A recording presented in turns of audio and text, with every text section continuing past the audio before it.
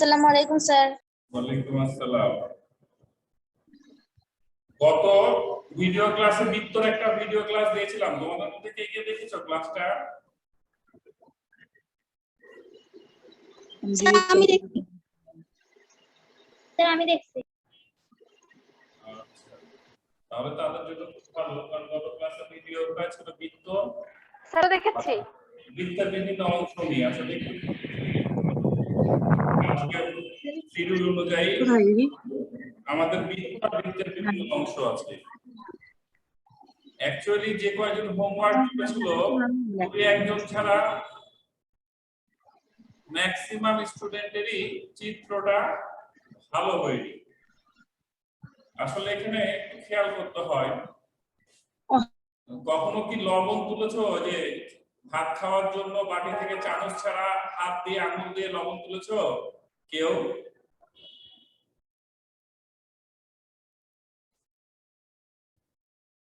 আমরা যখন লবণ তুলি বাটি থেকে অল্পটুকু, তখন কিন্তু লবণ তোলার সময় এই দুটো আঙুল ব্যবহার করি, এই ফিঙ্গার, গোটা আঙুল না, গোটা হাতের সম্পূর্ণ আঙুল না, এই দুটো আঙুল ব্যবহার করি। বাকিগুলাই যে এভাবে তুলে নিই, লবণ একটু বাটি থেকে অল্প করে নিয়ে ছিটিয়ে দিই। যারা চামচের বিপরীতে সেটা যখন আমরা আঙুলটা ব্যবহার করি। তো ঠিক পেন্সিল কম্পাসের আমাদের যে মুখটা, যে মাথাটা, মুখ না উপরের অংশটা, এটাকে এই টু ফিঙ্গারে এটাকে ধরতে হবে। বৃত্ত আঁকানো খুবই সহজ আবার খুবই কঠিন। যারা এটা সঠিকভাবে, এই যে আমি দেখো মুখ করছি, দুইটা আঙ্গুল আমার এগুলো সব ক্লোজ আছে, যারা এটাকে সঠিকভাবে না করতে পারে তাদের বৃত্তগুলো সুন্দর হয় না। যে কয়জন হোমওয়ার্ক করেছিল আমি দুই একজন বাদে কারোই দেখলাম না যে খুব একটা ভালো হয়েছে। এখানে আরেকটা লক্ষণীয় যে বৃত্ত যে রাউন্ড শেপ, এই যে একটা শেপ, এখানে দেখা যায় তোমাদের অনেকেরই, এখানে আমারটার মতোই অনেকটা, দেখো এদিকে একটু কালিটা হালকা পড়ছে। তো তোমাদের এমন হয়, এমনটা হলে সেটাকে ভালো দেখায় না। অবশ্যই কালিটা সম্পূর্ণ পরিধিটা কালি একই হতে হবে, গাঢ় বেশি হবে না আবার বেশি চিকনও হবে না, এই খেয়ালগুলা করবে। আর ইচ্ছা মতো বৃত্ত আঁকাবে, এটা তো খুব ইজি, প্র্যাকটিস, খালি প্র্যাকটিস দরকার। আর আমি এর আগে বলেছি যে পেন্সিলটা অবশ্যই আমার ওই মাথার উপর উঠে যাবে না, পেন্সিলটা থাকবে আঙুলের নিচে অংশটা, যে মাথার যে এখানে আমার কাছে থাকলে তো ভালো হতো, আমার কাছে যেটা আছে সেটা আমার জন্য। এই যে হামজা ধরেছে, দেখাও তো দুই একজন কিভাবে পেন্সিল কম্পাস ধরতে হয়। এই যে হামজা, ঠিক আছে, ওকে, থ্যাংক ইউ। আর দেখাও দুই একজন, দেখাও পেন্সিল কম্পাসটা কিভাবে ধরতে হয়।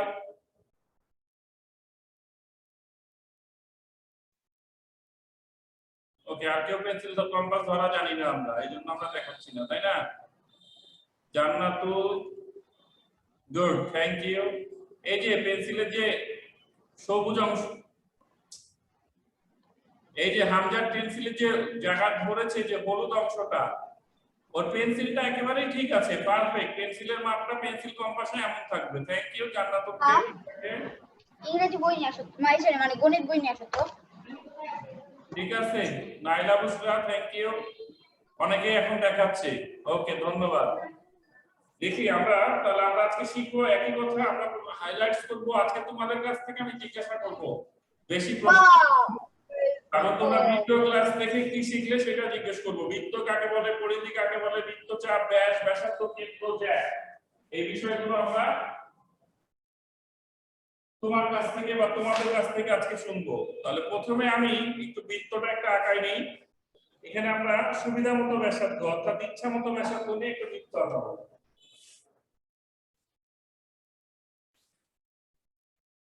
এটা যদিও এখানে খুব একটু হলেও কষ্ট বৃত্ত আঁকানো আমাদের এই বোর্ডে।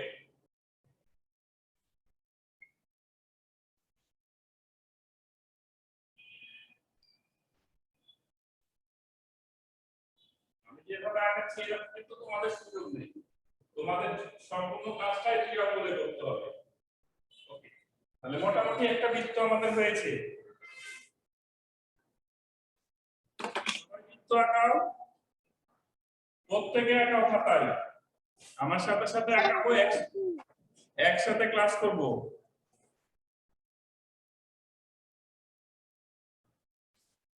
আচ্ছা,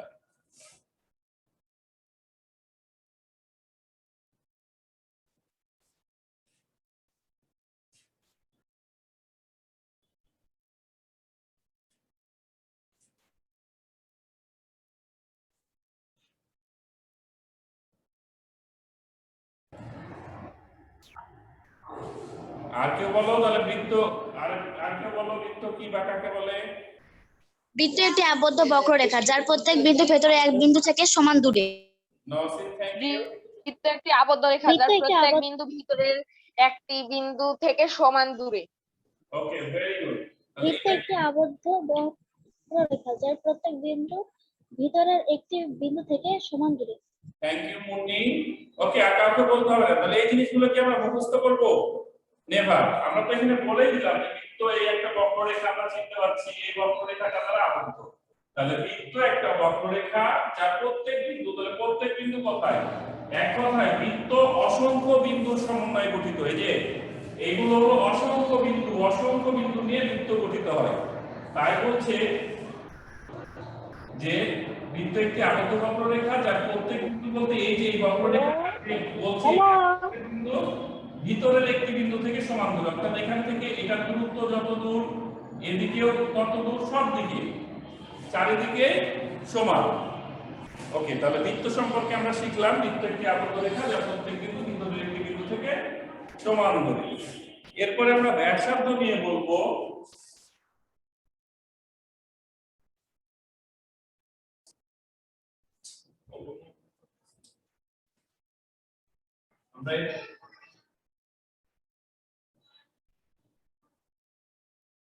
এবার আমরা ব্যাসার্ধ নিয়ে বলবো। বলো তো ব্যাসার্ধটা কি? ব্যাসার্ধ হলো কেন্দ্র থেকে পরিধি দূরত্ব।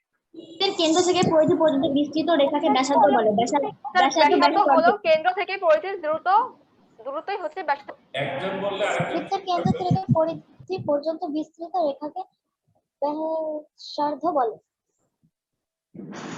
বলো শুনি। বৃত্তের কেন্দ্র থেকে পরিধি পর্যন্ত বিস্তৃত রেখাকে ব্যাসার্ধ বলে। Very good. তাহলে আমরা একটু বৃত্তের কেন্দ্র থেকে পরিধি পর্যন্ত বিস্তৃত রেখাকে ব্যাসার্ধ বলে। তাহলে বৃত্তের কেন্দ্র থেকে পরিধি পর্যন্ত, এই যেটা হলো কেন্দ্র, এই সাইড এটা হলো কেন্দ্র, এটা হলো পরিধি। কেন্দ্র থেকে পরিধি পর্যন্ত এটা একটা রেখা, বিস্তৃত রেখাকে ব্যাসার্ধ বলে। তাহলে কি হবে? তাহলে বৃত্ত কেন্দ্র থেকে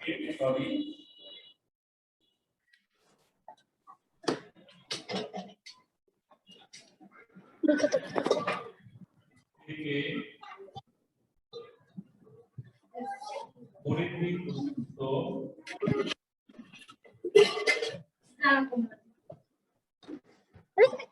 please don't make a noise. কেন্দ্র থেকে পরিধি পর্যন্ত বিস্তৃত রেখাকে কি বলছি আমরা? ব্যাসার্ধ বলে। ব্যাসার্ধ সম্পর্কে আমরা আরো বলতে পারি, ব্যাসার্ধ হলো ব্যাসের অর্ধেক, তাই না? ব্যাসার্ধ হলো ব্যাসের অর্ধেক। ব্যাসার্ধ হলো কেন্দ্র থেকে পরিধি। স্যার ব্যাসার্ধ হলো ব্যাসের অর্ধেক, আর কেন্দ্র থেকে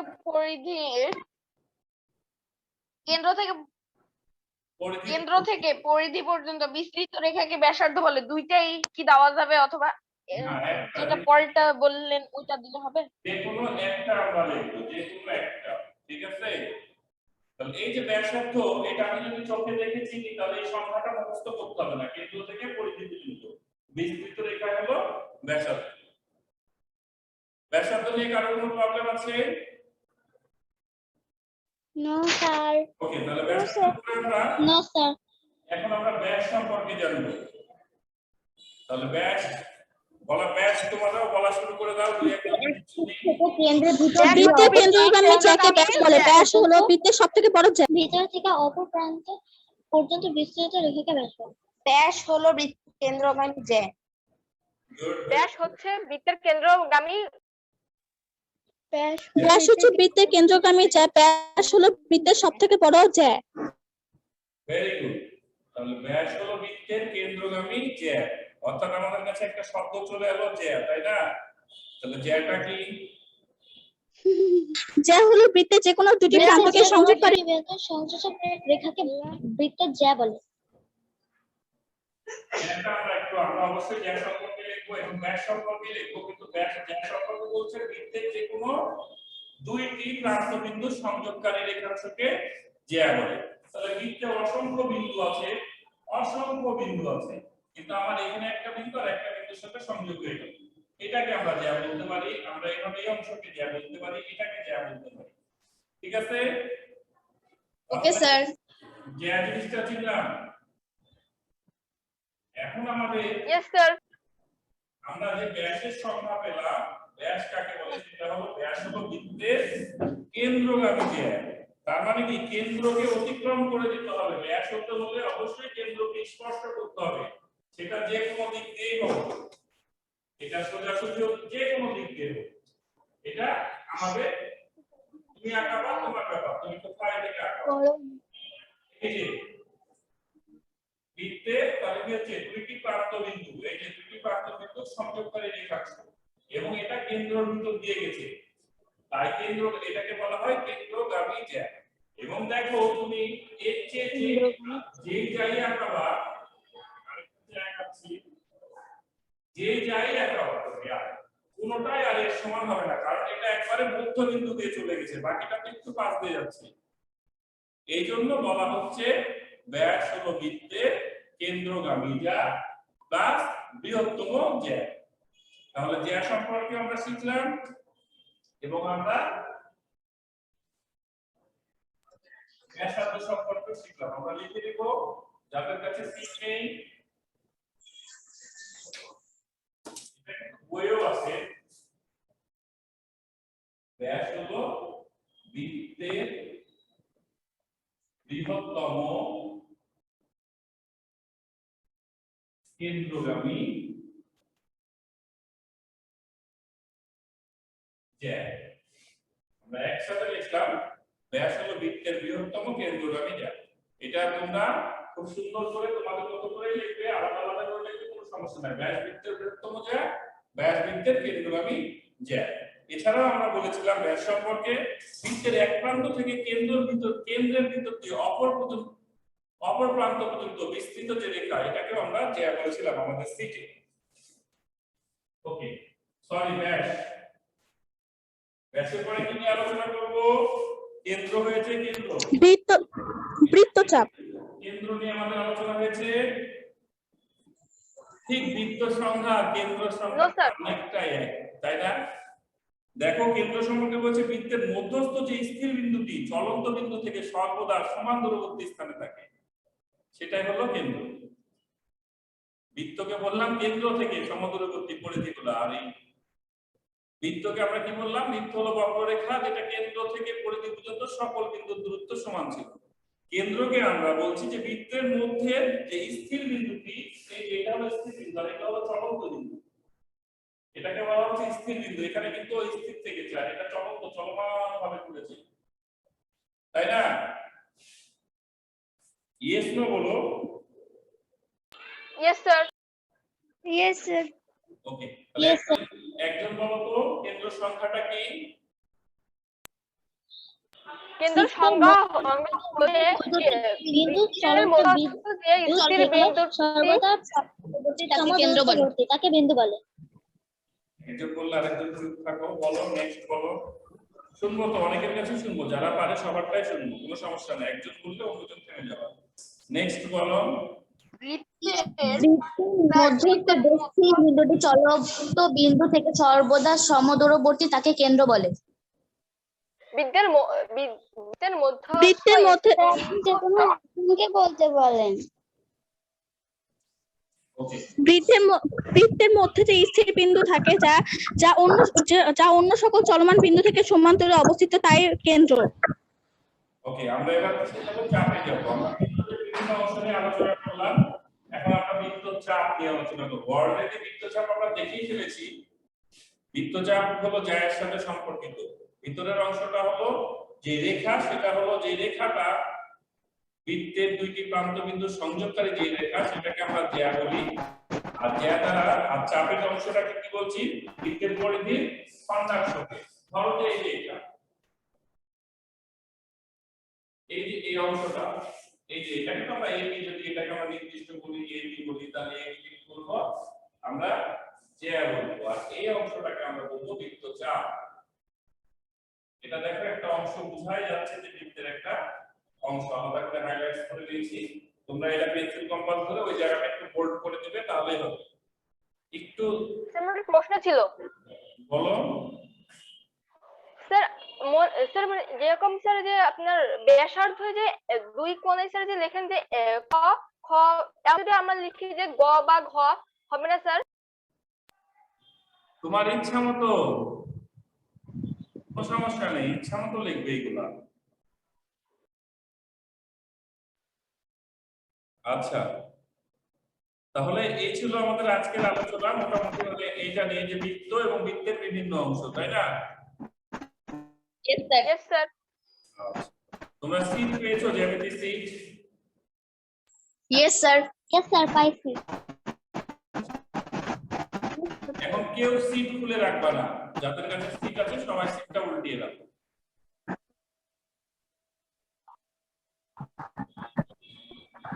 কারণ এত সুন্দর করে কেউ কেউ বলেছো, অনেক ধন্যবাদ। এখন আমরা কি করব, বৃত্তের যে বৈশিষ্ট্য, এই বৈশিষ্ট্য লিখব। এটা একটা বৃত্ত এভাবে থাক, আমরা বৃত্তের বৈশিষ্ট্য লিখব। তাহলে বৈশিষ্ট্যগুলো আমরা চিত্র দেখে লিখতে পারি। হ্যাঁ, আমরা দেখব পারবো না? ঘরের অবস্থা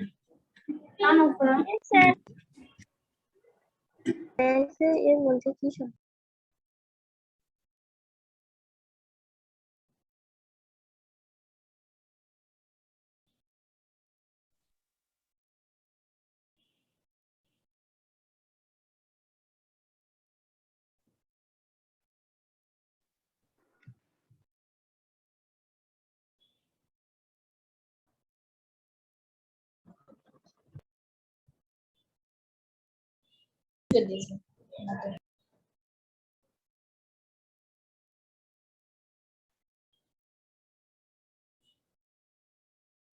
ওকে, তাহলে প্রথমে আমরা লিখতে পারি কি, বৃত্ত একটি বৈশিষ্ট্য। বৃত্ত একটি আবদ্ধ বক্ররেখা। সংজ্ঞাকে আমরা ভেঙে বৈশিষ্ট্য বের করতে পারি। আমরা সামগ্রিক থেকে শিখেছিলাম, মনে আছে সামগ্রিকের বৈশিষ্ট্য? একজন বলো তো সামগ্রিকের বৈশিষ্ট্য।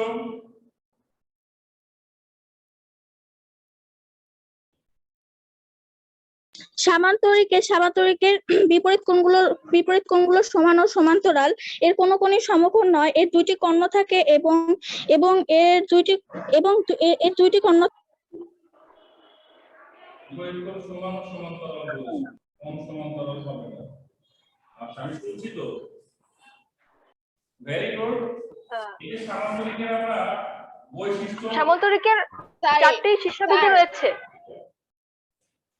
সামান্তরিকের যে বৈশিষ্ট্য বললাম আমরা, এটা কি থেকে শিখেছিলাম? সংজ্ঞা থেকে আমরা কিন্তু বিশ্লেষণ করেছিলাম, চিত্র দেখে শিখেছিলাম। সামান্তরিকের বিপরীত বাহুগুলো সমান এবং সমান্তরাল এক নম্বর বৈশিষ্ট্য ছিল। দুই নম্বরে আমি বলেছিলাম যে বিপরীত কোণগুলো সমান কিন্তু কোনো কোণই সমকোণ নয়। তিন নম্বর ছিল কমন একটা, প্রত্যেকটা চতুর্ভুজের ক্ষেত্রে আমার একটা কমন বৈশিষ্ট্য ছিল, বলো তো কি? সামান্তরিকের দুইটি কর্ণ থাকে। কমন চারটি শীর্ষবিন্দু আছে। সমান্তরিকের চার বাহুর দৈর্ঘ্য 360 ডিগ্রি। সামান্তরিকের চার বাহুর দৈর্ঘ্য 360 ডিগ্রি। সমান্তরিকের চার বাহুর দৈর্ঘ্য 360 ডিগ্রি। বাহুর দৈর্ঘ্য 360 ডিগ্রি। বাহু ডিগ্রিতে মাপা হয়। সরি স্যার, সামান্তরিকের চার কোণের সমষ্টি 360। সামান্তরিকের চার কোণের সমষ্টি 360 ডিগ্রি। এটা একটা কমন ছিল। প্রত্যেকটা চতুর্ভুজের দুইটি কর্ণ থাকে। আমরা লিখেছিলাম, আমরা সাধারণত এই তিনটা বৈশিষ্ট্য বলেছিলাম যে বাহু, আমি বলেছিলাম বাহু কোণ সমষ্টি, এরপরে কর্ণ, কর্ণ দ্বারা, এরপরে আমরা কি করেছিলাম, সামুদ্রিকের কর্ণদ্বয় পরস্পর বদ্ধ বিন্দুতে মিলিত হয়, আরো লিখেছিলাম। যাই হোক, মোটামুটি তিনটা। আমি যেটা আলোচনা সেটা হলো আমরা এগুলা থেকে চিত্র থেকে এবং সংখ্যা থেকে বের করেছিলাম। তাহলে আমাদের বৃত্তর বৈশিষ্ট্যটাও চিত্র থেকেই হবে। এক নম্বর বৈশিষ্ট্য বলবে তুমি। তার বৈশিষ্ট্য লিখতে কি আমরা আগে বৃত্ত একটি আবদ্ধ রেখা দ্বারা আবদ্ধ। সরি স্যার, বৃত্ত একটি বক্ররেখা দ্বারা আবদ্ধ। আচ্ছা, বৃত্তের 6টি অংশ থাকে। তাই একজনকে বলতে বলেছি, একজন কথা বলবে। বৃত্ত একটি বক্ররেখা দ্বারা আবদ্ধ। ওর মতো করে সুন্দর কথা আছে, বৃত্ত একটি বক্ররেখা দ্বারা আবদ্ধ। এটাকে আমরা আমাদের মতো করে লিখছি বৃত্ত একটি বক্ররেখা দ্বারা বৃত্তের বক্ররেখার প্রত্যেক বিন্দু ভেতরে একটি বিন্দু থেকে সমান দূরে থাকে। আবদ্ধ থাকে। আমরা এক বৃত্ত বক্ররেখাতে আছি, আপনি কোথায় চলে গেছেন? এটাকে আমরা আমাদের মতো করে লিখেছিলাম বৃত্তে একটি আবদ্ধ বক্ররেখা। ওকে, থ্যাংক ইউ। নেক্সট তুষ্মি আর বলবে না, এই যে ফটো করছিলাম, বলো 2 নম্বর বৈশিষ্ট্য বলো। বৃত্তের বক্ররেখার প্রত্যেক বিন্দু ভেতরে একটি বিন্দু থেকে সমান দূরে থাকে। বৃত্তের বক্ররেখার প্রত্যেক বিন্দু ভেতরে একটি বিন্দু থেকে সমান দূরে থাকে। তুমি ভিডিওটা অন করো তো। নরসিং কথা বলছিল না, ভিডিওটা অন করো। কথা বললে টিচারের কথা শুনে না।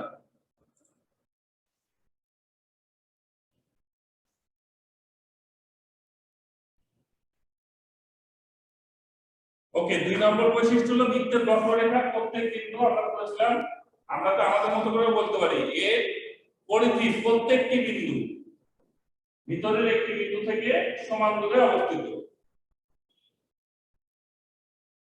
তাই লিখতে পারি না? Yes sir. Yes sir. Yes, 3 নম্বর বৈশিষ্ট্য হলো বৃত্ত সাধারণত বৃত্ত গোলাকারই হয়, গোলাকার হলে এটাকে বৃত্ত বলে। তাহলে এটা হলো বৃত্তের বৈশিষ্ট্য। তাহলে বৃত্তের 3টা বৈশিষ্ট্য এক লিখে দিই। 2 নম্বর বৈশিষ্ট্য বলো।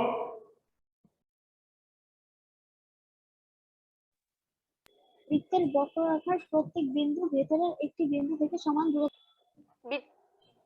বৃত্তের পরিধির প্রতিটি রেখা কেন্দ্রের একটি বৃত্তের পরিধির প্রত্যেকটি বিন্দু একটি কেন্দ্রের বিন্দু থেকে সমান দূরবর্তী। প্রত্যেকটি বিন্দু কেন্দ্র বিন্দু থেকে লিখতে পারি, কোনো সমস্যা নাই। ভিতরের কালে আমরা লিখলাম কেন্দ্র, যেহেতু বলেছি কেন্দ্র, বৃত্তের পরিধি প্রত্যেকটি বিন্দু কেন্দ্র বিন্দু থেকে সমান দূরবর্তী, অর্থাৎ সমান দূরে থাকবে, সমান দূরবর্তী। এটা লিখতে পারি বৃত্তের পরিধি প্রত্যেকটি বিন্দু কেন্দ্র বিন্দু থেকে সমান দূরে অবস্থিত, এটাকে আমরা বলছি সমান দূরবর্তী। 3 নম্বর বৃত্ত এটি গোলাকার, এটি গোলাকার।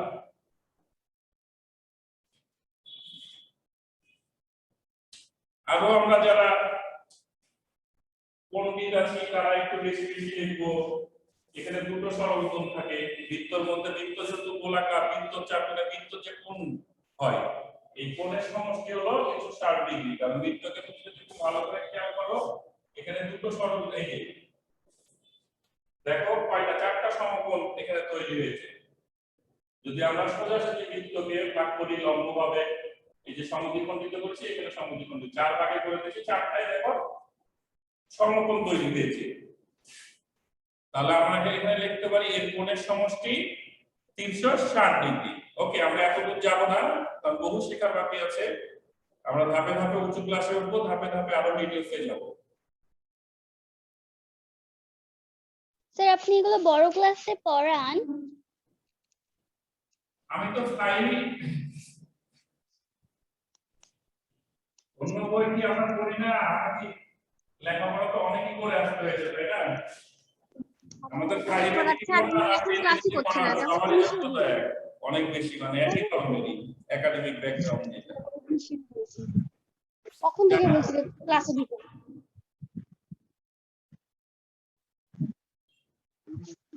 দেখো জ্যামিতির বিষয়, এখন তোমাদের কোনো প্রশ্ন থাকলে করো, সংক্ষিপ্ত প্রশ্ন, বড় প্রশ্ন, জ্যামিতির বিষয়ে যে প্রশ্নগুলো থাকলে করো।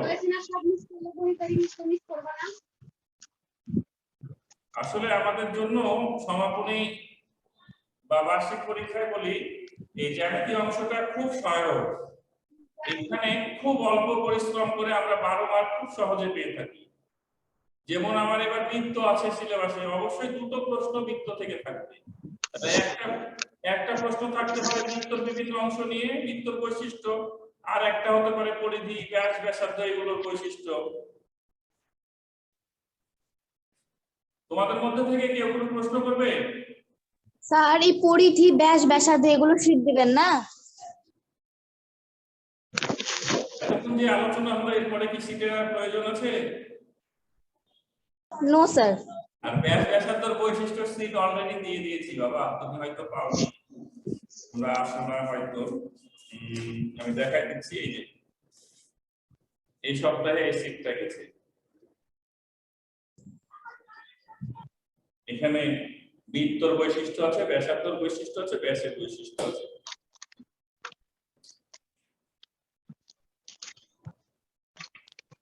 একটি বৃত্তে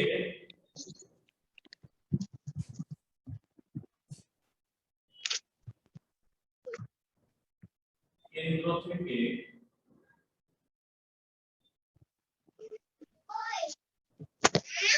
বিস্কুট চুরি করেন। একটি বৃত্তের কেন্দ্র থেকে দূরত্ব 3 সেন্টিমিটার হলে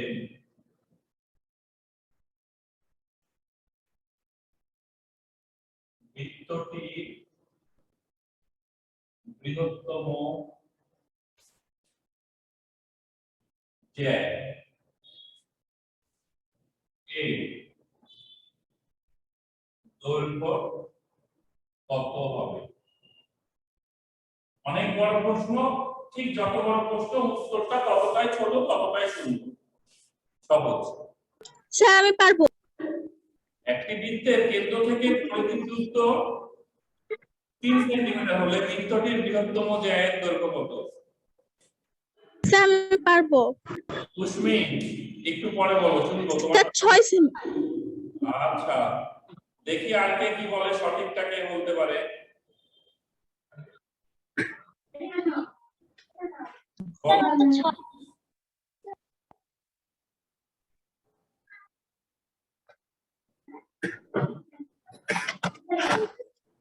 বলো না, বলো। 6 হবে।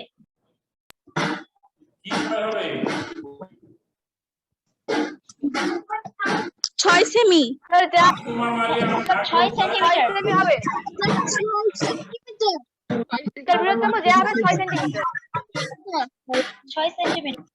ওকে, থ্যাংক ইউ ভেরি মাচ। আমি সঠিক উত্তর বলে দিচ্ছি, তোমাদের উত্তর 6 সেন্টিমিটার একেবারেই সঠিক হয়েছে। কারণ বৃত্তের কেন্দ্র থেকে পরিধির দূরত্ব হলো ব্যাসার্ধ, ব্যাসার্ধ 3 সেন্টিমিটার হলে ব্যাস হবে 6 সেন্টিমিটার। কারণটা কি? কারণ স্যার ব্যাসার্ধ থেকে ব্যাস 2 গুণ বড়। Very good, thank you very much. কারণ ব্যাস হলো ব্যাসার্ধের দ্বিগুণ। তাহলে দেখো, আসলে এখানে কয়েকজন বললে খুব ভালো লাগলো, কিন্তু আমরা যেন সবাই বলতে পারি। প্রশ্নটা সহজ, খালি একটু আমি নতুন মানে নতুন ভাবে প্রশ্নটা তৈরি করলাম, আর কিছুই না। সরাসরি প্রশ্ন থাকে, ব্যাস ব্যাসার্ধ, ব্যাস যদি 3 সেন্টিমিটার হয় ব্যাসার্ধ কত হবে? 6 সেন্টিমিটার। স্যার ব্যাস যদি 3 সেন্টিমিটার হয় তাহলে ব্যাসার্ধ হবে 1.5 সেন্টিমিটার। তাহলে ক্লাস খালি কি করে, তাই না? আর বাকি সব ক্লাস দেখে, সাথে সাথে সেন্টিমিটার। প্রশ্ন আগে শুনতে হবে। আজকে কি স্কুলে এসেছো? না, বাবা বাড়িতে নাই, উত্তর, তাই না? বললাম যে ব্যাস, তারপরে ব্যাসার্ধ, সাথে সাথে 6 সেন্টিমিটার করে দিয়েছো।